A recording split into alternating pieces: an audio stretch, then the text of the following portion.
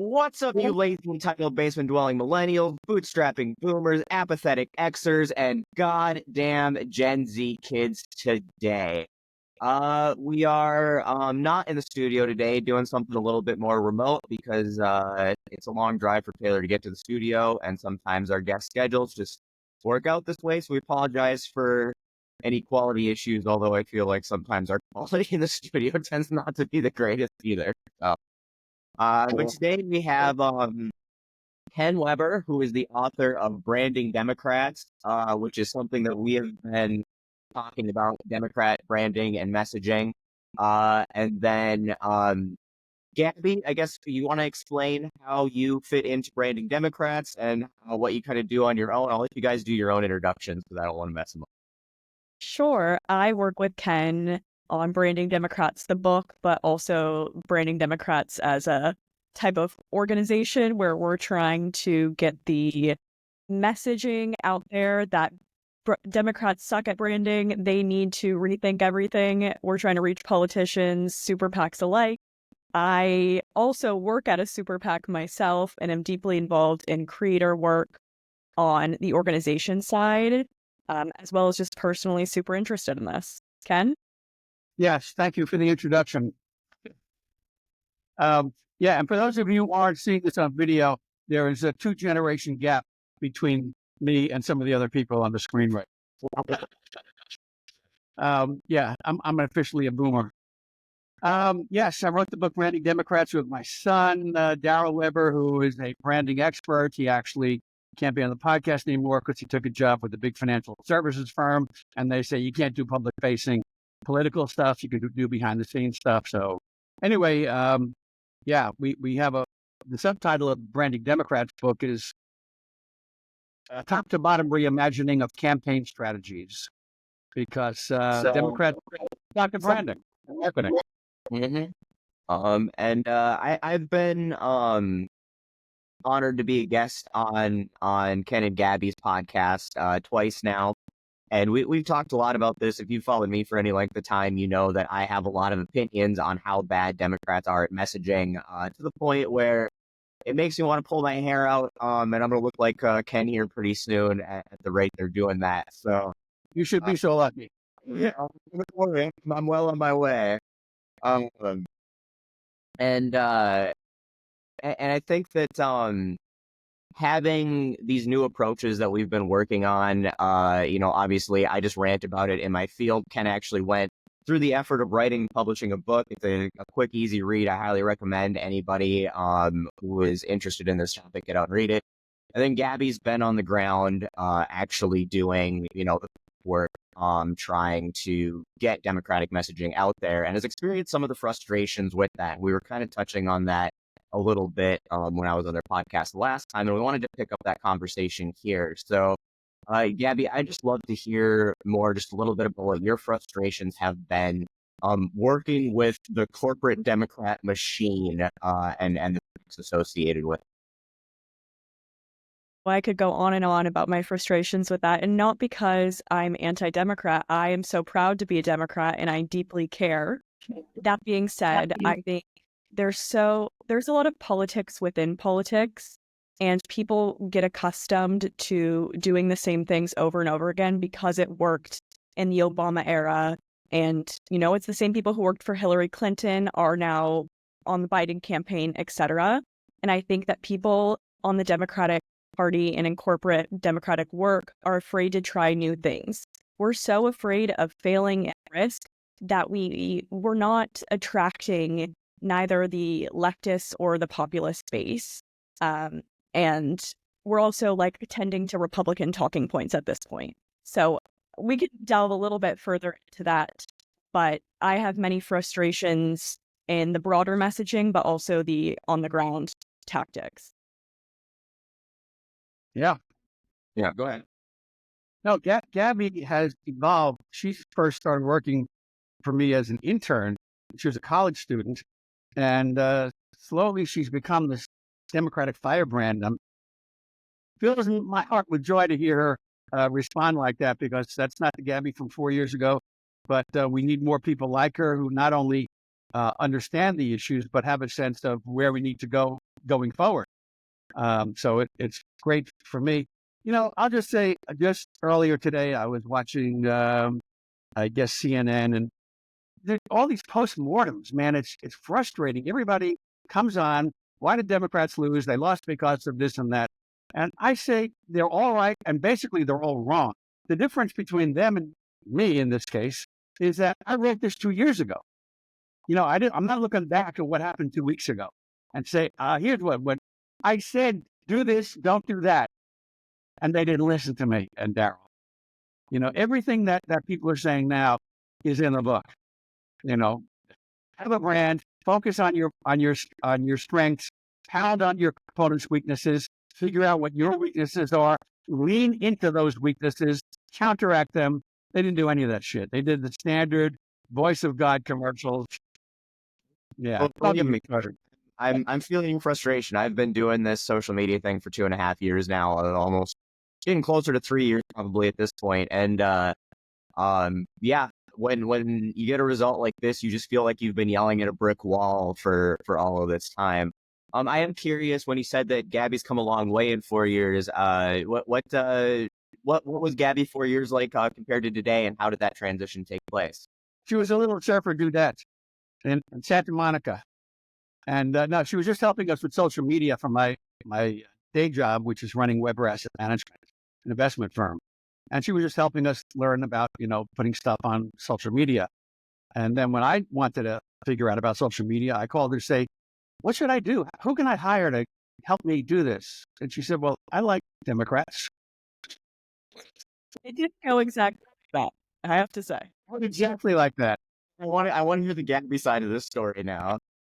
His memory is a little bit shaky, but it went somewhat along those lines.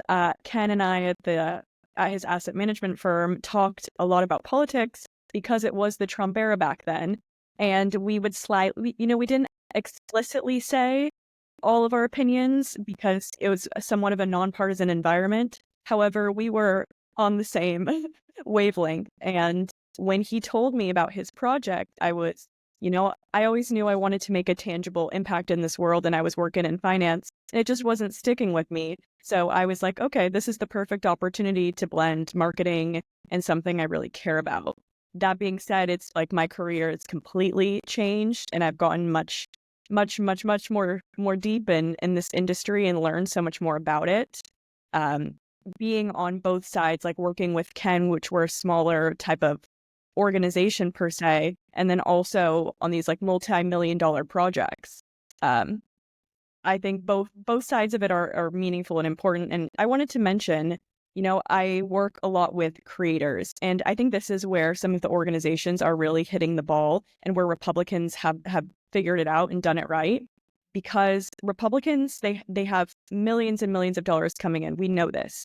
But they have used this money to build a media infrastructure. And I just wish the Democrats were investing in this type of media structure as well, instead of, pouring $5 million to this ad, $3 million into this creator campaign, kind of all separate and sporadic instead of one campaign, if that makes sense. Yeah, and to reiterate, the book is called Branding Democrats because you need a brand. Republicans have a brand, law and order and fight, immigration issues. Values, yeah. Family values, and most of it's bullshit, crime on the street.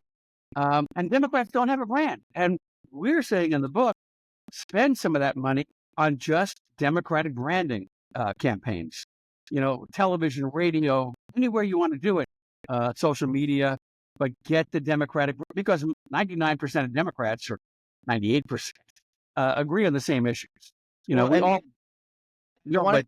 But before Taylor has to run off for a little bit of a hiatus there for a second, he read your article. I know there was something that he wanted to kind of bring up, because Ken just wrote an article posted on Substack about, why we lost this recent election, and just kind of reiterating it's another postmortem autopsy in a way, I guess you could say, but incorporating that into the bigger picture in the longer term. And it was, I think, a really good article. Obviously, nothing can be all inclusive, and I think there's some stuff that could be added or expanded upon. But Taylor, what did you think? You were kind of mentioning that before we got started here. Yeah, no, obviously I thought it was a good, article. I'm not huge on Substack, so I'm interested to see how that all works. I'm kind of getting into it. I've read a couple articles recently and seems kind of cool. A little bit more easier to do some long form, substantial work versus I'm used to some places like Reddit where it's very like just a short little thing, and if you do anything more than a paragraph, it feels like you're just rambling on. But um, I thought that you were pretty spot on with a lot of basically every point that you made. I thought was 100% correct. Obviously, like Jordan said, shorter form, certainly not the whole picture, but I felt like it really touched on some of the major aspects of how Democrats just sort of bungled this whole election cycle. Really, I mean, we've talked about on the podcast before how kind of we feel like Biden even running for a second term was potentially one of the biggest mistakes of the election cycle. Not only because he said he was only going to run for one, term in 2020, and then changed his mind. And then he waited till 110 days before the, actual election day to, give some, the only option, Kamala, a chance. So I, just thought you made some really cool points and would direct all of our audience to take a listen or read. Yeah, thank you. Thank you for that. The title of Substack is Why Kamala and Other Dems Lost. And the subtitle is Pillows versus Brass Knuckles. Guess which side it's fighting with pillows. Right. I mean, who doesn't like a good pillow fight? But Yeah. So yeah, I think one of the things you pointed out in there, I don't remember if it was the third or the fourth point, was on immigration and how commonly the Democrats just in general were just chasing Republicans on immigration rather than putting out their own platform, refuting all of the complete and utter bullshit that Republicans are peddling on immigration, and just trying to do Republican light, I guess, on the same platform. And I do think that was one of the biggest bungles of this entire, because immigration ended up, it's a non-issue, right? Like, we do not have a major immigration problem. We have problems with our immigration system and people being able to enter the country safely and legally and all of that kind of stuff. But immigrants aren't committing mass amounts of crime. They commit crime at lower rates than any other demographic in our country. They're not stealing our jobs. They do pay taxes. They contribute to our economy in a essential, not even just a meaningful, but an essential way. I want to point out, immigrants, it's been statistically shown, commit lower rates of crime than people on Trump's cabinet. That's not hard to do. I think pretty much everybody we know commits lower rates of crime. He did a spit take. He was drinking coffee. He did a spit take. It was perfect. I think we're forgetting here, though, that a lot of America is racist. And there's a big component in this immigration debate that, the Republicans have pandered to the racist tendencies of a big sector of the American electorate, and scapegoating Mexicans and other various demographics has been thus far successful for them. Well, this is something that I keep pounding in, and I've said this on a recent podcast as well. Is that humans stopped evolving right around the time that civilization started, right? We had the survival of the fittest, the weak and the dumb didn't die off. And so our brains are still wired into this fight or flight. We live off of emotion. We make decisions off of emotion. Our emotions are much more important to us because during that time, being irrationally afraid of something you don't know or don't understand could save your life, because the snake could or couldn't be poisonous, but as long as you're afraid of all snakes, you can live. And that's the way that our brains still work, even though we like to think of ourselves as a logical species and living in a logical society. We're not. We still react uncontrollably to emotions, and some people more than others. And so it goes beyond. Racism is a manifestation of fear of the unknown, fear of something that they don't understand, fear of something that is other. And that's what Republicans play off really well, is those deep-seated emotions, and then they package it as bigotry. They package it as, transphobia. They package it as whatever they need to package it as, so they can put reason to irrational fear. And Democrats just keep coming back with, but here's the logic, here's the facts, here's the statistics, and that doesn't compete with emotion. And we need to get back to that emotional branding, that emotional just marketing that the Republicans do so well. And I think that's why we're failing on it. And then if you try to chase Republicans on the same path that they're doing that by saying, yeah, these other people are scary, rather than, saying, if we kick all these people out, you're not going to be able to afford groceries anymore because it's going to cause increased inflation and your family's going to starve to death.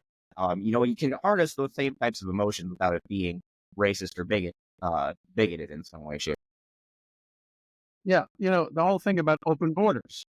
Well, there were no open borders, and Democrats don't. There's not a single Democrat that wants to defund the police. There's not a single Democrat, well, I shouldn't say, but not a single leading Democrat who wants to defund the police. There's not a single leading Democrat who wants open borders.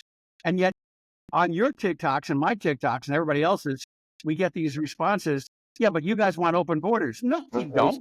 Nobody said just throw open the border. Never. But Biden's had these open borders. I'm like, okay, put your money where your mouth is. Leave all of your identification at home. Go drive across that border. Go a mile, turn around, come back. See how open it fucking is. Yeah. Like you're not going to, and they don't understand what open borders are. But yeah, no, you're absolutely right. They put out that type of fear mongering. And that's basically what it's coming down to, is you need to be afraid of these people coming from here because they're a threat to your job, to your life, to your security. And we're just like, yeah, what they said, we're going to do what they said too. Just trust us to do that. The Democrats didn't push back hard enough. They didn't push back at all. Biden issued a thing to close the border. Sorry, Gabby, it's something. I was going to say, even back, I wonder how Democrats can take a note from the Republican playbook, and also, some of the things Republicans are really scary. When Republicans are talking about immigration, it's a distraction tactic. It shouldn't be the number one issue for Americans. There are many other issues that should come before immigration right now. But why aren't people talking about that? Why aren't people scared? Because good messaging requires repetition.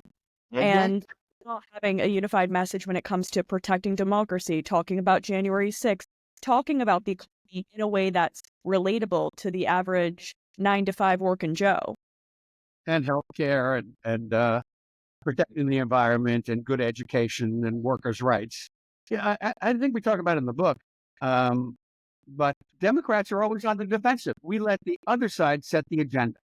All the top issues are the issues that Republicans want to talk about. How did we fall into that trap? And I say the first thing we need to do is to fire all the consultants.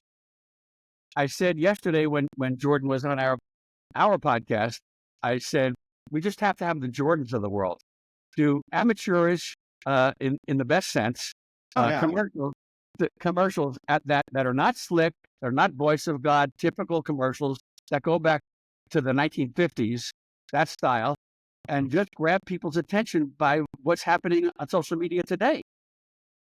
I'm the old guy, and I say the algorithm changes every 10 minutes, but just keep up with it. Do the best you can.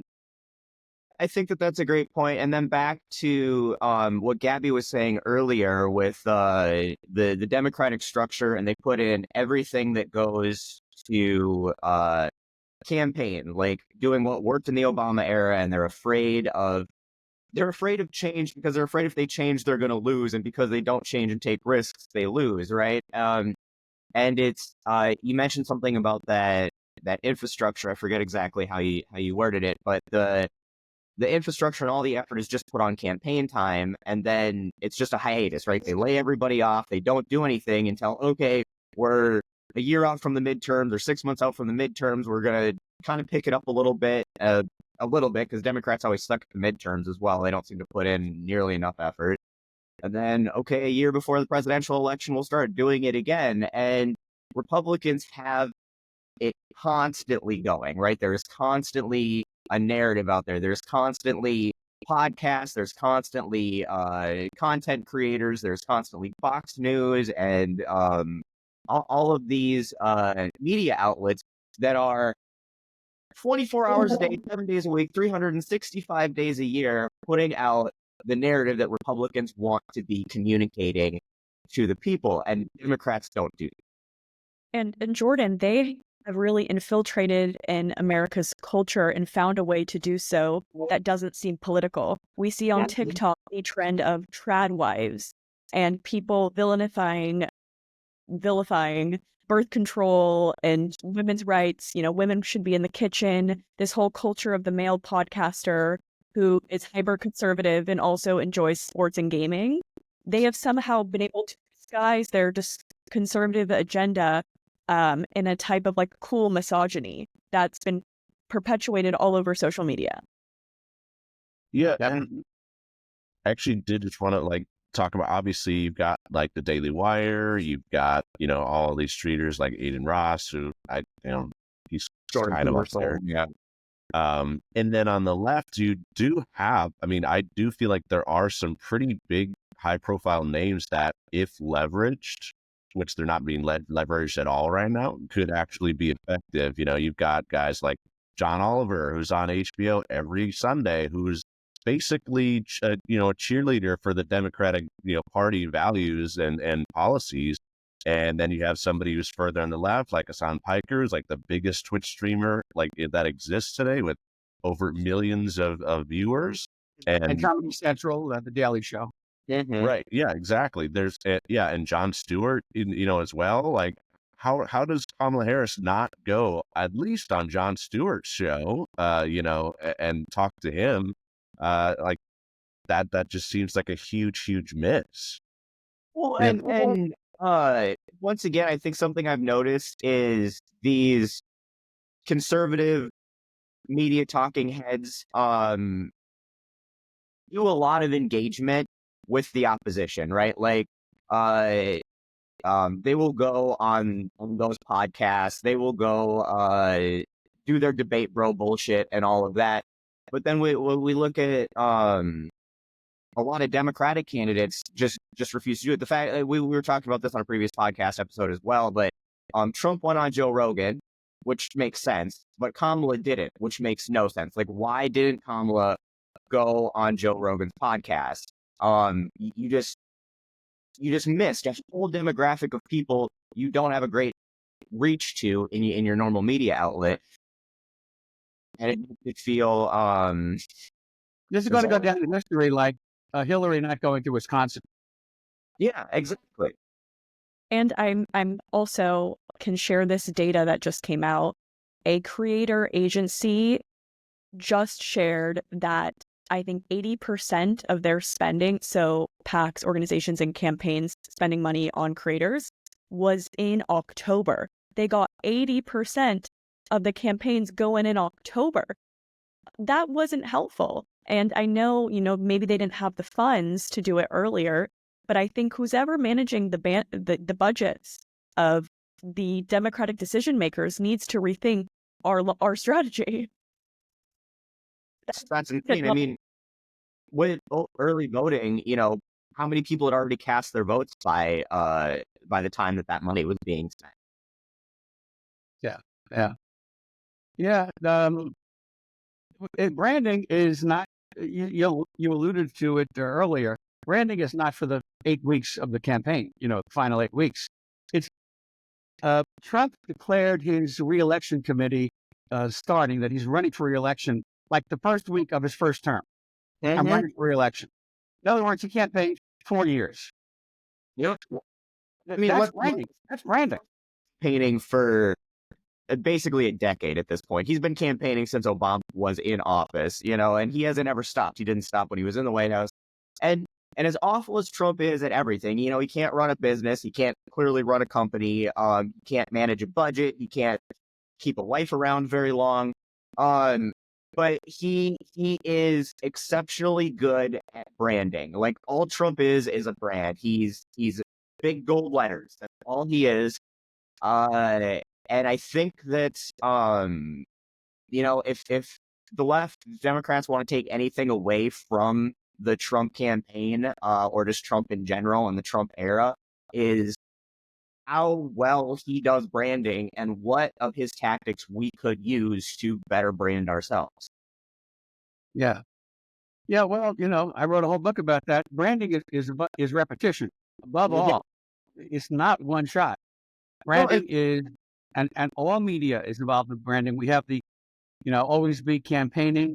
In sales, you have always be selling.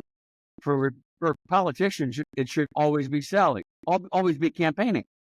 Always, every politician should be out there saying, "What can I do to help myself?" But equally important, what can I do to help other Democrats? Well, and I think that's a really good point. Is we need to start looking at politics as what it is. Campaigning is sales, right? You're selling policies, you're selling a person. And when it comes to sales, if we start looking at it like that, it doesn't matter if a product is truly better or worse. A lot of products sell themselves on their brands. I mean, luxury cars are often trash, but people will buy them because it's a BMW or it's a Mercedes or it's a Or Tesla, which I have, which I will never buy another one. and it's the same thing. Tools, Snap-on tools. The amount of money people spend on Snap-on tools is absolutely insane. They're not even remotely near the best tools on the market, but they're far and away the most expensive, and people buy them because the Snap-on brand has grown their branding for so long and made themselves that household name. And that's how you sell. You sell an image, right? You're not actually selling these policies. You're not selling these people. You're selling a perception to these people. And Republicans do that really well. And so I'm curious, Gabby, since you've sort of been on the inside and you understand the obstacles to making some of these changes, do you have any insight on how, because we can sit here and bitch about this forever, right? But how do we get from us bitching to us making meaningful change in that direction? What do we need to do? Because, obviously I've been yelling at my phone for a long time and it doesn't feel like I'm making the progress personally that I hope we would be making as a whole. You've been working within the system for a while, and you obviously seem very frustrated that we're not making the progress that we should be. Yeah, I mean, I have many suggestions. Something that comes up to my head, Trump says, I am fighting for you. We have the idea we're fighting for all of America. And the idea of Americans are selfish. Americans are not I think that Democrats are in this bubble and they listen to their own echo chambers. And it's not that they're not doing anything for the working class. Bernie said, Democrats are out of touch with the working class, but I think the perception is out of touch with the working class. And I think, getting on the ground and working with creators who are blue dots in red communities and continuing the work throughout midterms and beyond, and starting right now, to be honest, I would urge organizations to be creative with technology, not continue in creative strategy, not continue the same type of TV advertisements, be strategic about which platforms you're using, and I think get some new faces in there. We can't change the fact that money is going to come in and leave. Like, we don't have our own Elon Musk. But I think we can be more resourceful with the funds that we do have and allocate them to people like even you, Jordan. If I was a decision maker, I'd be supporting year round people like you who I'm not paying just for a campaign to talk about get out to vote. That's boring. But to make content fun and engaging year round that talks about why climate change is important, why we shouldn't have active shooter drills in schools. Some of these creator campaigns I've been seeing, they're so transparent that it's a paid advertisement and it sounds chuggy and bad. We sound too professional. We need to be more aggressive, more gutsy, and real. Yeah, I agree with everything she said. We're always on the same page, basically. But Republicans grab the headlines and make it their own. It's Laken Riley. So everybody knows the name Laken Riley, the poor jogger who was killed at 5 a.m. in the woods. I wish he wasn't, as a father, I wish he hadn't been jogging at 5 a.m. But Everybody knows that name, but they don't know the names of you mentioned the school shootings. Every kid who equally, right? Killed by an American. All the kids in the schools. What about those kids? What about the women who die because they can't get abortion care when they need it? And there's a whole growing list of those names. So they have one name, and they come on podcasts and lives, TikTok lives. Well, what about Laken Riley? Why can't you say her name? Yeah, that was a tragedy, but that was one. We're talking about thousands and thousands. On average, there's a mass shooting, meaning 3 or more victims every single day in America. Every day. Where's the Democrats pounding the table about that? Where are the Democrats, by the way, pounding the table about income inequality? That Elon Musk is probably paying a lower tax rate than a secretary or a nurse or a teacher or a construction worker. Where's that outrage? That's on us. That's on us as Democrats. And once again, going back to it, and I'll push back a little bit on the shooting stat stuff and the way that falls into campaigning in a second. But I think that Bernie Sanders, going back to his campaign and the massive amount of grassroots support that he got on that, the billionaires aren't paying enough taxes, and that's coming off of, your back. That's your hard work that they're getting a free ride on. And that went, it massively energized groups of people who don't normally get out and vote, who aren't normally engaged in politics. A lot of people, that was the first and only campaign. That was my first campaign I ever donated to. That was the first campaign that people, volunteered for, and looking at that, the effectiveness of those types of messaging and that type of branding, and Democrats not only ignored it, they actively tried to suppress it, and that was really frustrating to watch. Because let me tell you there. What do Democrats try to suppress? Bernie Sanders' messaging of, the wealthy need to be paying more of their fair share. We need universal health care, all of that kind of stuff. And Democrats tried to suppress that messaging and walk back. No, the Democratic Party's more moderate than that. Like, we're like maybe for some healthcare reform, but not totally universal healthcare. And, let's just not really talk about how we're going to raise taxes on who and make them pay their fair share. Like, they always try to walk that moderate line when it comes to this election rhetoric. And moderates do not excite anybody. Nobody gets excited about a moderate talking point. Nobody's like, woo, gung ho. I'm going Exactly right.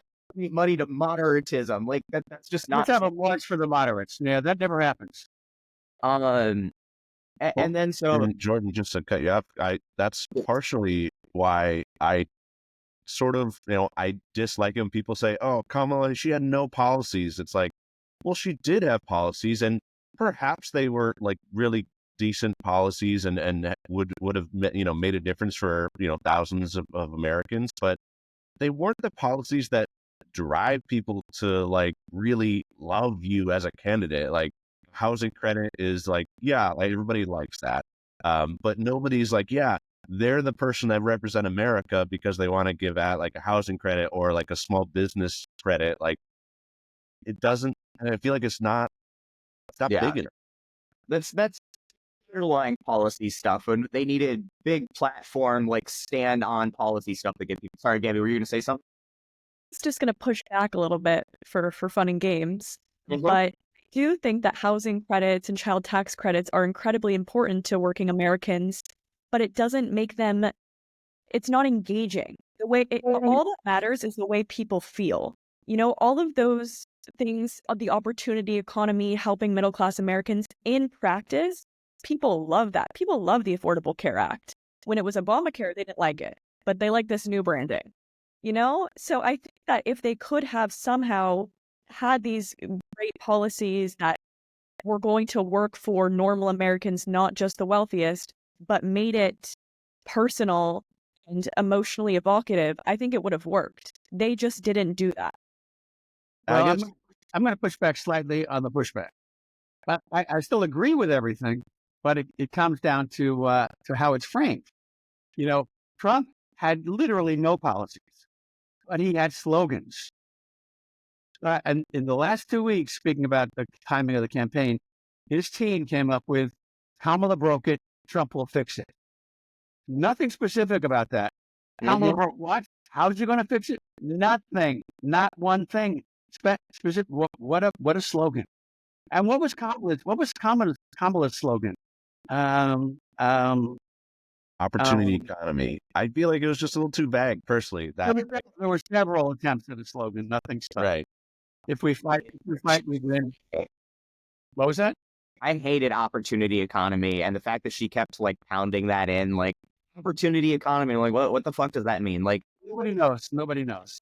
nobody wants an opportunity economy. Like, that doesn't get you excited. It's like, I want a good paying job, like a good paying economy, a middle class, economy, something that connects with me personally.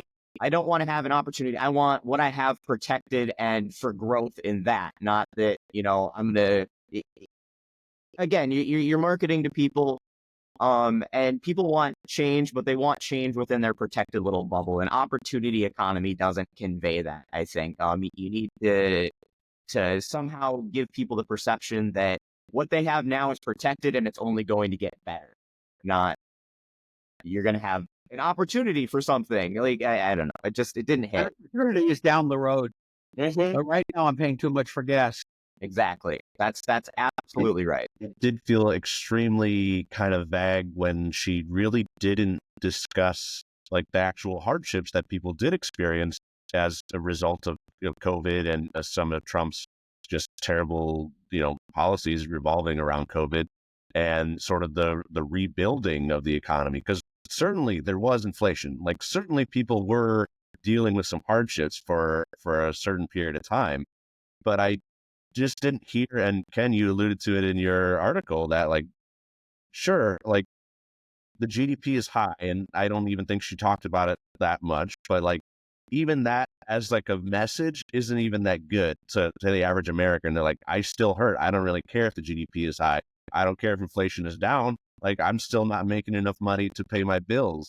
And so when you just say opportunity economy, but don't really address like the things that people are seeing in the supermarkets at the gas station pump, which is a weird, like to specify those two things, especially when the president doesn't actually control the price of gas. Like it's also just a messaging issue as a whole. Agree with all of it. Where were the ads that were connecting COVID and Trump talking about drinking bleach as a remedy, the inflation?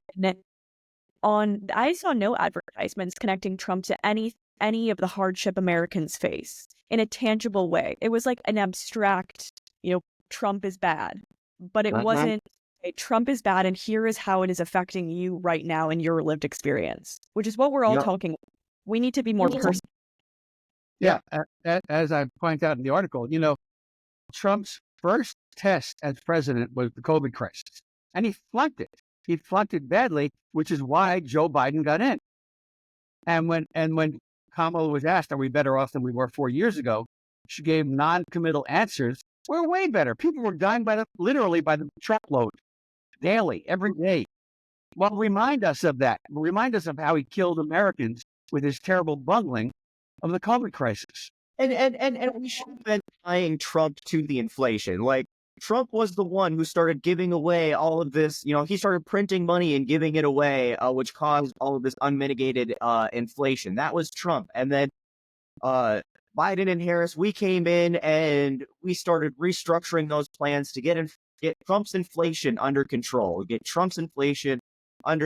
start bringing prices back down, start saving Americans' lives and money. And like, yes, we're way better off than we were 4 years ago, but we've still got a long ways to go. And we can't let the person who put us in all of that pain back. We can't give him back the reins. Like, that would have been an amazing answer. And that's the type of... That's right.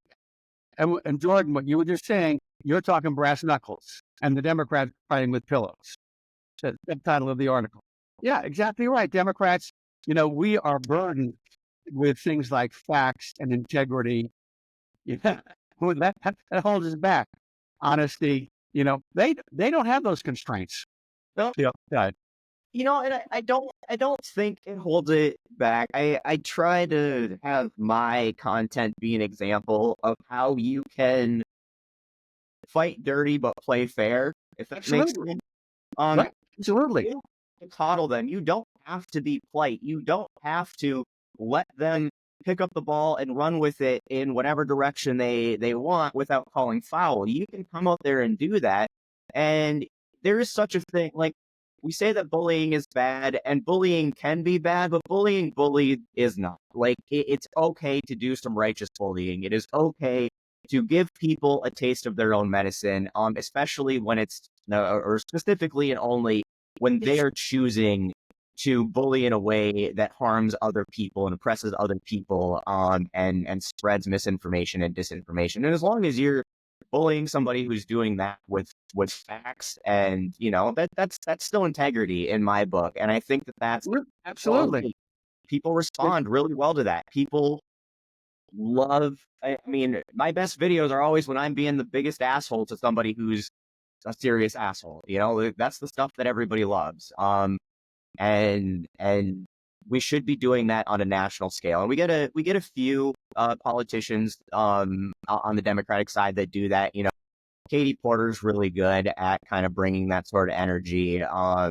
Gavin Newsom is pretty good at bringing that sort of energy. Pete Buttigieg, in a sense, he's still very polished when he does it, but he's very good at it. And even Obama, and I think that's why because Obama had, a lot of mic drop moments. He was not afraid to make a joke at somebody else's expense, to make a point, and people responded to that. Yeah, exactly. People, the hand gestures, people really responded to that, and we need to just embrace that as a brand for the party, rather than having the outliers of our little cheerleaders who are on the front lines, kind of pulling those punches. One of my best friends in life is Congressman Mark Buchanan. And what he does, he's out of Wisconsin. And his neighboring district used to be the district of Paul Ryan, the former Speaker of the House. And Paul Ryan didn't do town halls. So Mark Buchanan used to go and do town halls in Paul Ryan's district. Help the Democrats. But yeah, all Democrats should do town halls. You'll get pushed, you'll get tough questions, but get out there and do it. Don't hide. Our story is the story. We are the party that fights for the people. I'm there with you, but I just do wonder what the fate of our party will be. Trump is going to be president, as horrible as that sounds coming out of my mouth. And I think that after his term, there will be a cultural shift in the fabric of our country. People will be fed up with the conspiracy theories, the extremism, sexual predators holding office, and zero accountability. What do you think we can do? This is a question for everyone on this podcast. What do you think that we can do as people, individuals, creators, to protect our country and democracy while Trump is running, or as is president? First of all, we don't do what so many people have done. Take mental health week or month. I think we got to do what learn from Trump. Always be campaigning. I mean, we can't give up. We can't throw in the towel. We can't move to Canada. So, we're doing our little part. We're little grains of sand in the big wheel. But maybe somebody's watching this or listening to this, who's got some bucks or some juice somewhere. That's the first step, I think, right? I'd agree that is definitely something that we need to continue doing, is being loud, and we need to be louder now than I think we've ever been. And again, more direct. Pull up the glove pillows. We don't need to worry about alienating certain people. We want to make them feel like if you're a part of that group, you're not a welcome member of the majority of society, and make them feel ostracized. Like, this whole, the tolerant left bullshit is a joke, but like, we don't need to be coddling these people, and they should feel uncomfortable in this society the same way that they make, trans and gay and then and everybody else who isn't, a straight white Christian man feel uncomfortable. We need to make them feel that way, so they understand. I think that that's important. And then I think just getting loud with your wallets as well. Obviously, all of these people are bought and paid for. by corporate America, right? We've got unlimited amounts of money flowing into Washington, and we can send messages with who we patronize, and they don't want bad press. So if we start tying these companies to these policies and everything like that, those companies are going to put pressure on them for us, and they've got, money is speech, so they've got way more speech than we do. So that's another way to go about it. And then obviously all of these people want to win re-election, so making sure that all of their bad choices and bad decisions are put on blast, constantly tying them to the bad policies and the failings as we go forward, and making them think twice before they vote on stuff that could hamper their chances at re-election, especially coming in the mid. I agree with all that. I'll just say, Gabby said when Trump's term is over, I think it'll be when J.D. Vance's term is over. Trump is not in good health. He has a shit diet. He's obese, technically speaking, and he's under tremendous stress all the time. I think he, at some point, will step aside, let JD take over, and first thing he'll want JD to do, and he'll make him promise, is to pardon his former boss. I don't think Trump will step aside. He's got far too much pride for that. But I do. It'll be a week before the end of the term. Maybe. But yeah, but then JD, then the election would still go forward. JD doesn't get just an unlimited term at that point.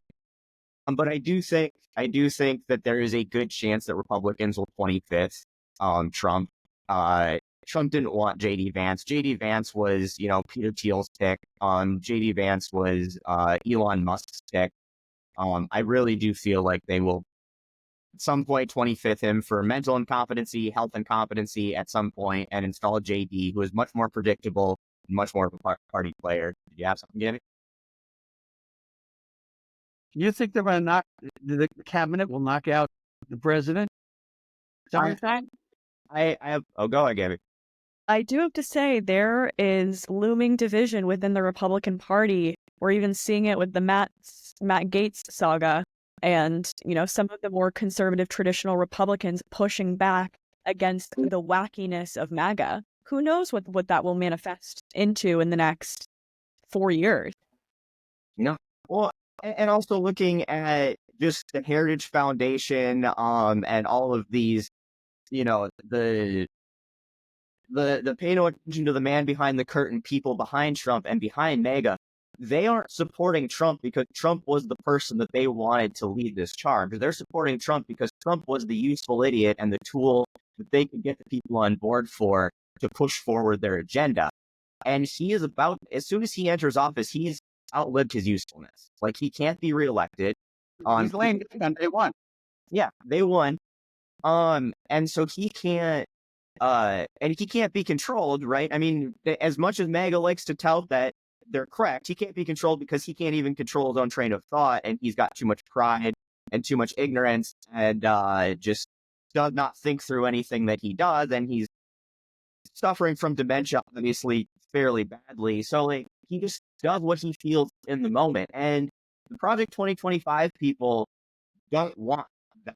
Like, that's a level of unpredictability that they're not a fan of. They're dealing with it now because it needs to end, but ends on what, January 20th? And then they're going to start looking for a way to remove that level of unpredictability and put somebody in place who is ready to walk the line and do what they want. And somebody who's not going to get dissuaded because a bunch of people boo him at a rally, which, if you want to change Trump's policy, go boo him at his rally. Get a bunch of people to go boo him at a rally about that policy, and he will change it the next day. He doesn't give a fuck what anybody in his party thinks or what they feel.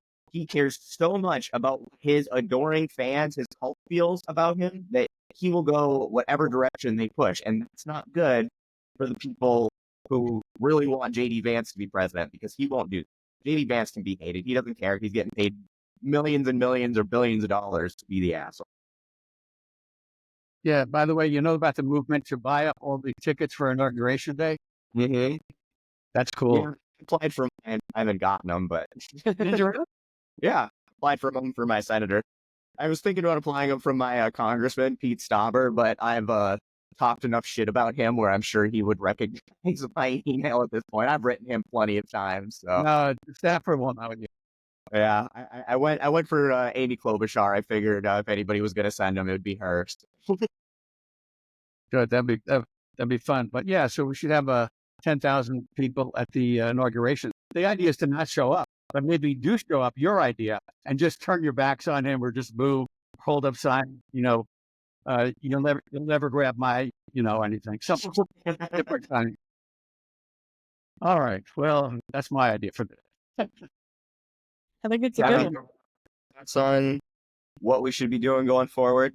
Yeah, well, get the book, Branding Democrats, read the article, Why Kamala and Other Dems Lost, which is on Substack, not on Slack. Yeah, I'd love people to, get on board with us. We do have a lot of people who do understand what we were saying in the book, which is to be more aggressive with Democratic branding. It's a short book. It's published by Real Clear Publishing. So, help us get the message. I will tell you, my favorite feather in the cap for the book is the chairman of the New York State Democratic Party liked the book so much, bought 30 copies with his own money to give to every Democratic candidate. And Democrats did well in New York State. I don't take any credit for that, but it's something. It's something. It's not nothing. It is. I'm with Ken. Of course, I would love everyone to read Branding Democrats. And if you have any politician besties, make sure to send it to them as well. But also, we have power in our phones, and you don't need to be in this world professionally to talk about these topics. Something that it speaks to you. Maybe it's climate change. Maybe it's safeguarding our democracy and getting the Russian apologists away from government. I don't know what your passion is, but you can talk about it on TikTok, on Instagram, Snapchat, YouTube, wherever you are consuming and creating content. I think will be powerful for creating our community, because we can't wait for Democrats to put money into the media infrastructure I keep talking about. So let's just create it ourselves. Yeah, that's what we're doing. I think that's a great point, and I want to expand on that a little bit more. Obviously, this is sort of like a shameless, not really personal plug, but just it helps me as well because I'm a content creator, and the census section definitely start picking up traction in other platforms and stuff. But being engaged in the media you want people to hear, commenting on it, liking it, sharing it with people is really, really important. And the more you do this, the more people like me will continue. That's our reward. We're doing it because people listen to it, because people want to hear it. So if there's content creators out there that are speaking the word that you want to get out, getting the message that you want other people to hear, do your part to help other people hear that message, because that will just encourage them and others to get out and do more of that messaging. And that's huge. It's kind of what helped me pick up my get up off the ground and dust myself off after this election. Was I did one video just kind of outlaying the frustrations that I think a lot of people felt about around the whole my body or your body, my choice rhetoric, and just like, this is what all of you voted for. When people don't show up at Thanksgiving, this is on you. When all of this stuff happens, this is on you. And it was a rant off the cusp, and I posted it, and I was like, whatever happens, and it got seen by millions of people. A clip of it was on CBS News in Chicago and stuff like that, because it resonated with people. And that's important, because that was what kind of helped me getting like, okay, even though I feel so defeated, I'm clearly doing something here that's helping resonate with people, and I'm getting a message that people want out. And I can only do that. And all of us, Ken with his content creation, and all of the people that Gabby has worked with helping try to get their content out, we can throw as much money behind it as we want. But if people aren't supporting and engaging with that content and sharing it, it's not going to go. So you're doing something. You're being involved just by watching the videos all the way to the end, by commenting, liking, and sharing them. Like, that's being involved. That is doing something, and you can feel good about it. Right.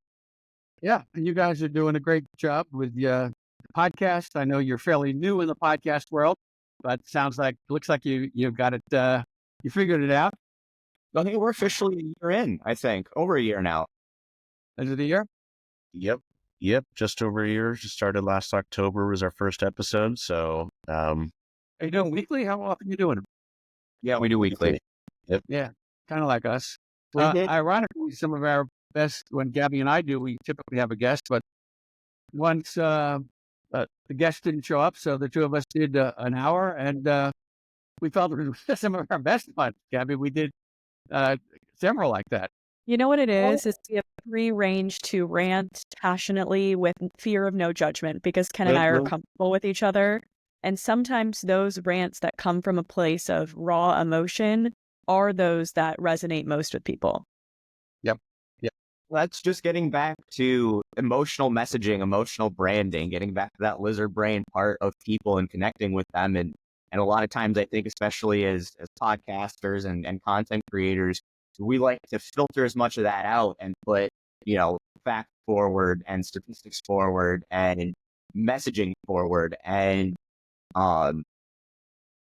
that sometimes it's just not the best route to go. A lot of times just that raw, unedited emotion, and just that guttural feeling of this is without being thought about how I feel, what this looks like, how I'm reacting to this is what people really truly respond. And on another note, which is that if we constantly remember, people agree with Democratic positions. The Democrats are the party that fight for the people. We wanted that actually to be the slogan, long-term brand. Democrats fight for the people. Because you go back to FDR, that's a true statement. The Democrats invent all the programs that are for the people, and the other team is for the millionaires and billionaires. And it's always been that way. But they figured out a way to brand that, and cover up their dirty work. And so we have to figure out how to break through all the noise and say, no, everybody, we actually are on your team. We are on your side. We do fight for you. Going back to how selfish Americans tend to be, would it be better to be Democrats fight for you and not necessarily the people? Do you think that would be better branding? Okay, I like it. Well, like me personally, I don't give a shit about anybody else, which is what we really learned in this election is that people care. And we know this about people care about themselves. And maybe that's the branding we need to be going for is fight for you. Well, let's write that down. Gabby's excellent note. No, Democrats fight for you. we have to put what we're saying into practice. And like you said, after the election, we're doing some introspective on what went wrong, what went right. And I think that's a reasonable revision to Ken and I's slogan. I'd like to get that idea, Democrats fight for you, out to the people who are really working on the branding and the messaging of it all. So if you're listening to this, feel free to reach out. Yeah. All right. The branding never stops. The branding is there all the time. You got to help. Brands need to evolve and change and not be stuck in the Obama era or the Clinton era, which is kind of what it seems like Democrats love to do. It's like, oh, this works this one time. We're going to just continue to do this for eternity now. I just want to say quickly that when I watch all the talking heads on television, it's just so frustrating because they're all saying, well, they didn't talk to the young black people. They didn't talk to the suburban women. No, we did. But we got to talk to everybody. And let me just say this. And I think I brought it up the other day. My estimation is that the average person thinks about politics 5 to 7 minutes a month. It's not top of mind like it is for us. They just don't care. They watch movies, they watch sporting events. They're just not into newspapers or political shows. So slogans count. A little bit on that. This ties back to something I forgot I wanted to mention earlier. Was like being in rural America surrounded by more conservatives than I care to be. I can't go anywhere without having them bring politics into every single conversation. You could be talking about bunny rabbits and they'd figure out a way to be like, yeah, but them damn liberals just want bunnies, in our schools for kids to be soft is what they're doing now. Like they will fucking find a way to tie it to anything.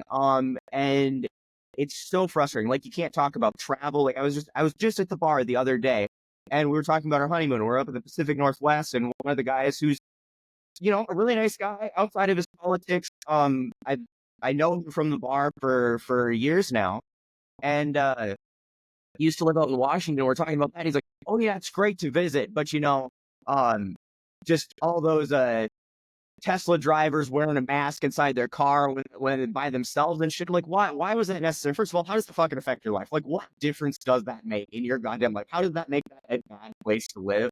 And second, why was that necessary for this conversation? Like, it doesn't need. So these people are constantly thinking about politics, and that goes back to, I think, some of the frustrations of rural Democrats as well. Is what I wanted to tie back to was that rural Democrats, like where I'm at, I'm involved with my local DFL, spend a ton of time at the town halls and door knocking, and because they've got any hope at all of winning, they have to be putting the miles on, boots on the ground, constantly putting in the energy, and the Republicans just skate by and kind of let shit happen because they're pretty safe.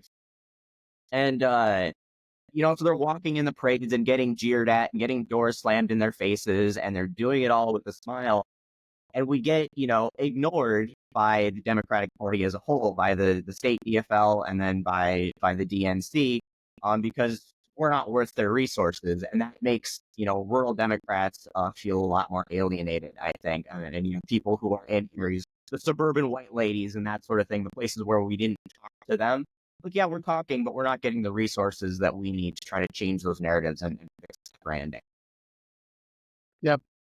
Yeah, it's got to be a full court press all the time. And I'll just clarify what I said. You said that they think about bunnies and moving it over. They're not getting news. They sort of have themes out in the air that liberals, drive Teslas with a mask, even though there's nobody in the car. I drive a Tesla. I don't wear a mask in the car. But they're not getting the news today. They don't understand about the latest bill that's being pushed through Congress. Mm-hmm. No, Well, you look at how many of them had to Google what tariffs were after the election. Like the hard time to Google what you voted for is after you vote for it. So it's going to be the biggest shock in the world when half the country realizes that tariffs raise your taxes, raise the price of your goods. You voted for bring prices down, and it's going to smack you in the face pretty soon. Well, unfortunately, we're all going to suffer.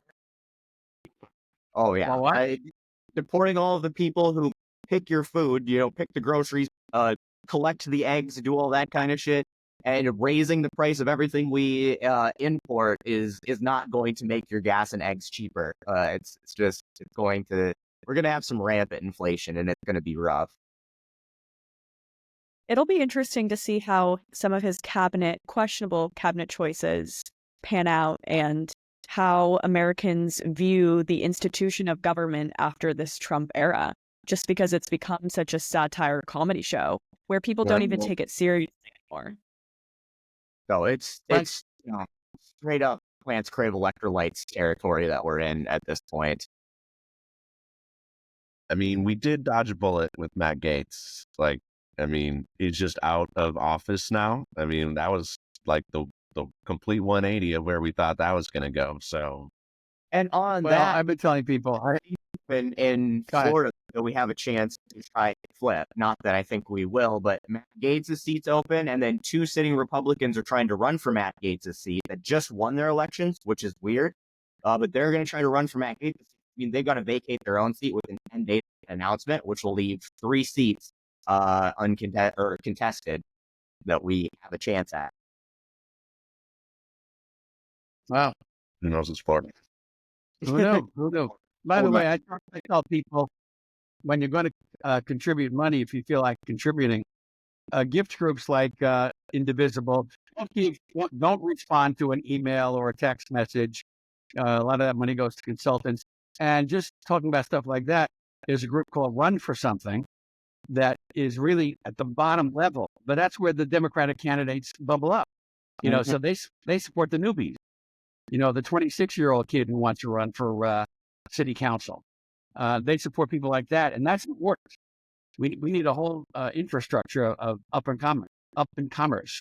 And support your creators. If you have money to spend, Go watch their live videos. Go, give them whatever the emojis are that give them $20 because your money is going directly to supporting their work and so that they can do this as their 9 to 5. So important. Consultant is getting money there.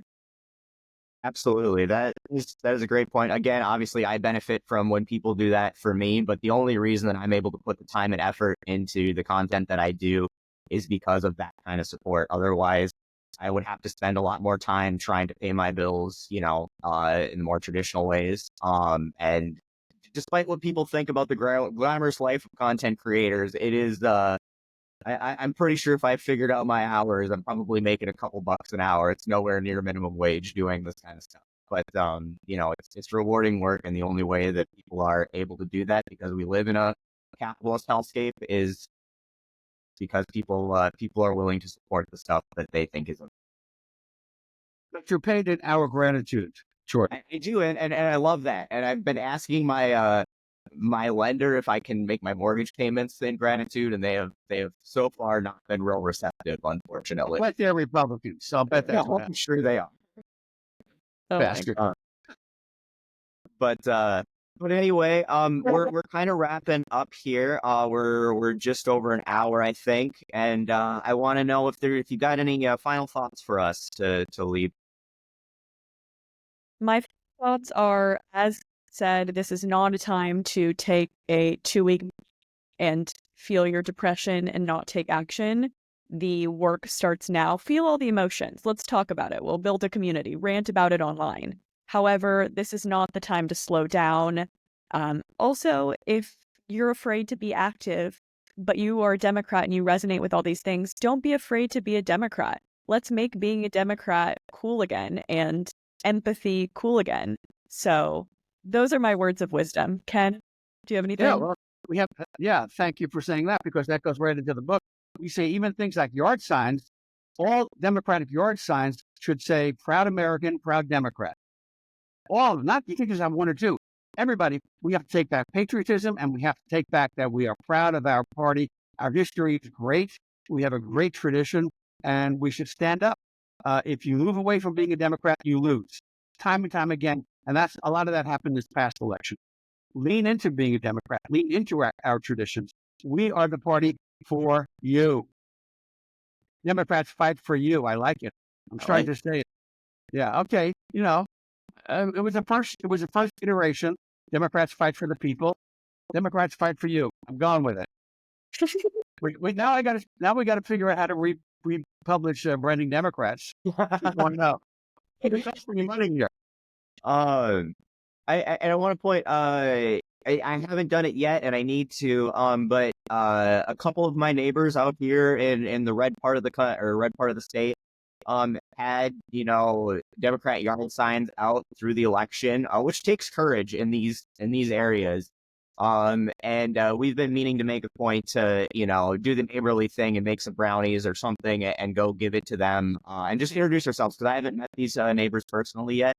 And so if you've seen people in your area, and especially if you live in an area where you kind of feel isolated and alone, take that opportunity. People literally put a sign out in their yard to let them know that you guys are like-minded. Go reward them for that, and reward yourself by helping build that community and letting them know that they aren't alone either, and that you appreciate the courage that they took the time to do that and put that out there. And that's a good way to help people feel like they can be on the left in areas that aren't exactly left-leaning, and not be afraid to be as proud and loud about it as all the flag-waving, wearing Trump supporters that never shut up about. And I assume if you sprinkle cannabis in the brownies, they'll even have more courage. I don't know that for a fact. Yes. Well, Okay. Jordan, my wife's always looking for an excuse to bake stuff. So, maybe we get together and make something happen. All right, let's do it. I love it. All right. Hey, guys, it was good chatting with you. Yeah, It was- absolutely. Thank you so much. Yep. Thank you so much for being on the podcast. Thank you so much for all the time that you've invited me. Again, guys, it's Branding Democrats. Check that out. Check out Ken's article on Substack, which is not Slack, which is why I had trouble finding it to begin with. I'm so great with tech. Thank you so much, Gabby, for all the work you've been doing behind the scenes. I've been privileged to kind of see some of the stuff you've been organizing back there, and it means a lot that you put the effort you do into this. If you guys want to support their podcast as well, they've got one called Branding Democrats. Ken is on TikTok at Branding Democrats. Go ahead and support the work they're doing, share that. And obviously, if you want to support us, Offjawaggon.com has all of our merch. We've got subscriptions on YouTube and Patreon. We've got, ways where you can just send financial support as well. But even if you can't, we understand everybody's in their own position, and just watching and interacting with our content means a lot. It gets it out there, and that's really the underlying reason we do that. And that's what we want you to do more than absolutely anything else. All right, guys. Thanks for being here. And Everybody. we'll see Have a you great next week.